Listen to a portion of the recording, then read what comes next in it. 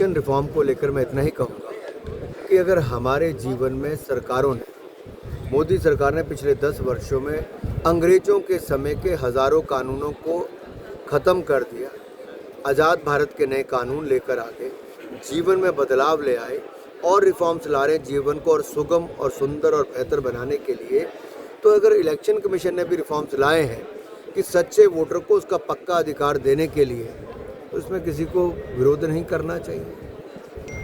और अभी बिहार के नतीजे सबके सामने आए, कोई व्यक्ति ऐसा नहीं जिसने आकर कहा हो कि हमारा वोट कट गया है।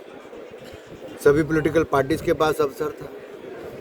वोटिंग के दिन से लेके वोटिंग के रिजल्ट तक एक भी पॉलिटिकल पार्टी ने ये नहीं कहा कि उनका वोट कटा या वोट डालने नहीं दिया गया, उसका मत गिना नहीं गया। देखिए, कंप्लायंस बर्डन लगभग 63,000 कंप्लायंसेस का इस देश भर में था, अलग अलग स्तर की, राष्ट्रीय, राज्य और म्यूनसिपैलिटी की। उसको कम करके जो केंद्र कर सकती थी उसको हमने अब मात्र 24,000 कंप्लायंस तक लाकर खड़ा कर दिया। और लगातार माननीय प्रधानमंत्री मोदी का प्रयास है कि ईज़ ऑफ डूइंग बिजनेस और ईज़ ऑफ लिविंग दोनों पे बल दिया जाए। जो कानूनों में क्रिमिनलिटी थी, यानी कि आपको छोटे छोटे काम के लिए, मान लीजिए एक सफाई कर्मचारी एक दिन नहीं आता तो उसको 100 दिन का दंड दे दें, इस तरह के नियम थे।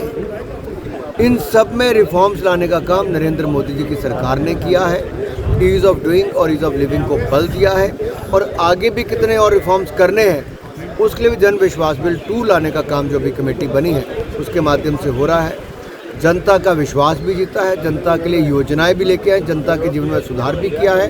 ये लगातार नरेंद्र मोदी जी की सरकार के प्रयास है। देखिए, माननीय प्रधानमंत्री जी ने पहले दिन से कहा कि उनकी सरकार गरीब की, वंचित की, शोषित की, पीड़ित की होगी और एक के बाद दूसरा निर्णय जनता के हित में था। ईज़ ऑफ डूइंग बिजनेस हो या ease of living, bar bar reforms लेकर आए और रिफॉर्म्स के माध्यम से जनता के जीवन में एक बड़ा बदलाव हो।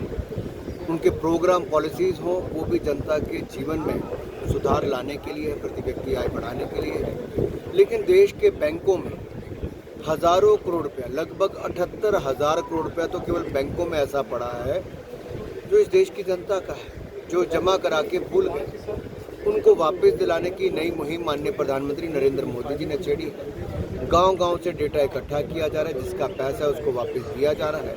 किसी ने अपनी इंश्योरेंस खरीदी है, किसी ने डाकखाने में पैसा जमा कराया है या किसी ने अपना पीपीएफ का पैसा है, वो सारा पैसा जो आज तक अनक्लेम्ड है कि जिसको किसी ने वापस मांगा नहीं, उनको खुद देने का काम ये नरेंद्र मोदी जी की सरकार कर रही है।